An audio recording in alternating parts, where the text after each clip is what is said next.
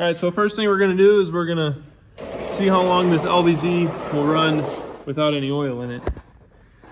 And then next thing we'll test is how long it'll drive without any trans fluid in it. So, you know, some people, they put their heart and soul in the LBZ platform. So we're gonna see just how reliable it actually is. On a serious note though, I highly recommend changing all the fluids when you purchase a vehicle, just because you never know when the last time it was changed. Especially this truck, it didn't have a sticker on the window for like the oil change. Trans fluid, they don't even put stickers on windows, so unless it's charted in the Carfax, which most of the time it's not, especially if you do it yourself or have a private shop do it, then I just go through the fluids, especially the trans and the engine, because those are the two crucial fluids that need to be changed.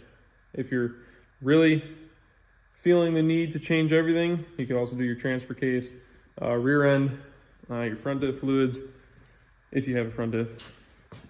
But I'm going to be using AC Delco stuff, which I don't even know if this is good anymore because we got some cool symboled part numbers.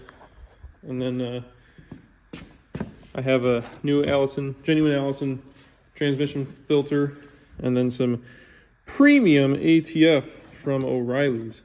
So nothing special there because that's what my trans builder said to run in the white truck. So if I can run it in the white truck, I've got to be able to run it in this truck. Or the Allisons are finicky, at least with fluid life, as well as how much is in there. If you run low fluid on your Allison, you could potentially limp it. Which when you limp it once, that's it. You're gonna keep limping it. I also made a few quick changes based off of personal preference. I got rid of the tow mirrors and put regular 1500 or what they call sport mirrors. I think it'd be cool to try to retrofit the newer, like 2014 to 18 1500 mirrors. I've seen that a couple times. I don't know how they fit. I don't know how they seal. So right now I'm sticking with those ones. I put some stock 16-inch wheels from this generation of truck. So now these have smaller tires on them, so they do not rub on the frame because the frame is still bent. Haven't done that yet.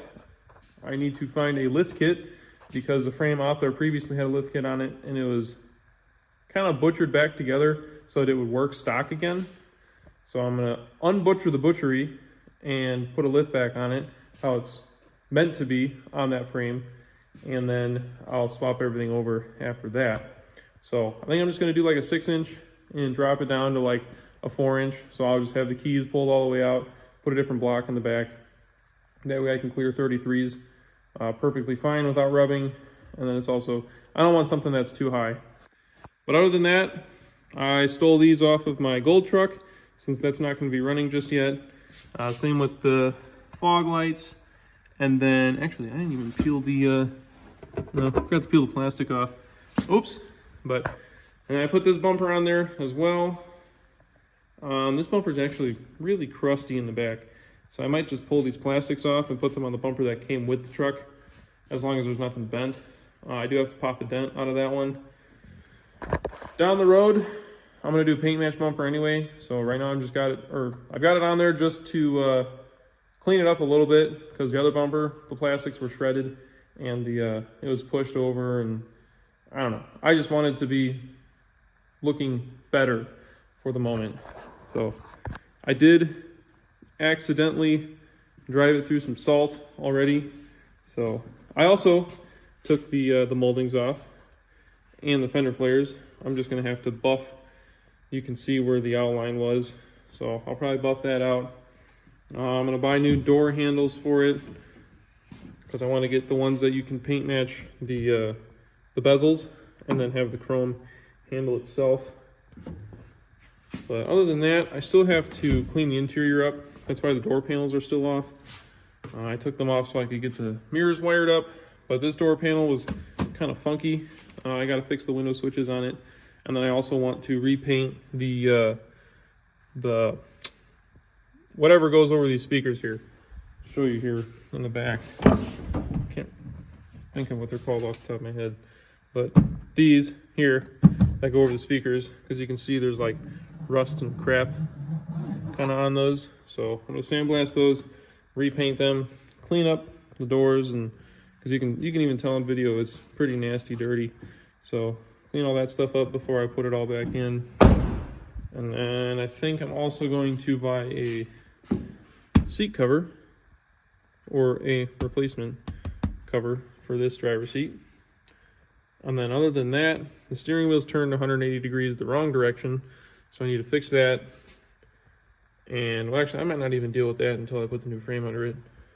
But I think other than that, I'm gonna fix the tune switch, because the tune switch is disassembled, and then probably go to the other side, to the passenger side, and pull that fender off and try to straighten that out so it's not hitting the door.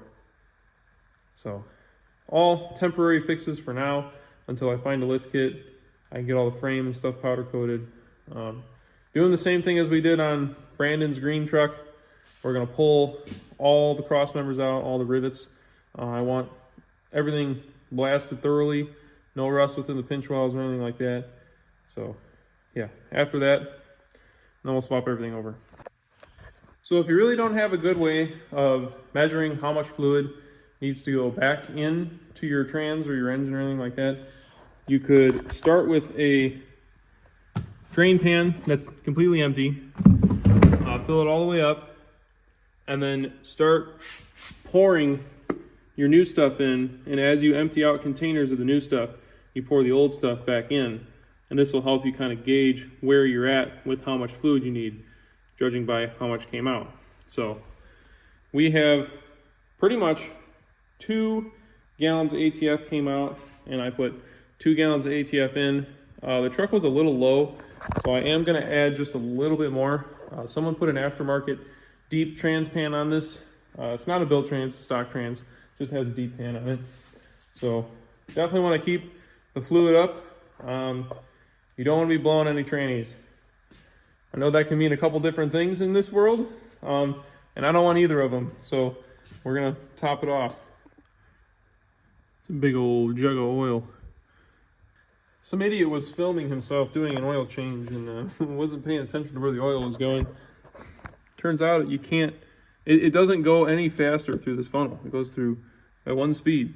And when it goes over the top, there's an AC compressor right there. So that's my bad. Should have been paying more attention to what I was doing, but it happens all the time. I don't think I've ever had like an oil change where there's never been a mess. So I'm used to it. It's all right. Nothing will break clean, can't solve. By yours truly. Get some O'Reilly sponsorships. All right, that's enough. Let's not be wasteful. All right, so we're gonna let the truck idle for a couple minutes, and we'll check the trans fluid while it's running. But in the meantime, I got some parts for the gold truck. We have some 15-inch brakes for the rear. These are made by 1320. I think on their website they tell you which part number, caliper, and rotor you need. I still need to get the pads, because obviously I bought this kit used. It's only $100 though, so can't really complain. This will eliminate the drums in the back, and then also I'll be able to run like a 15-inch sand paddle if needed. Sweet.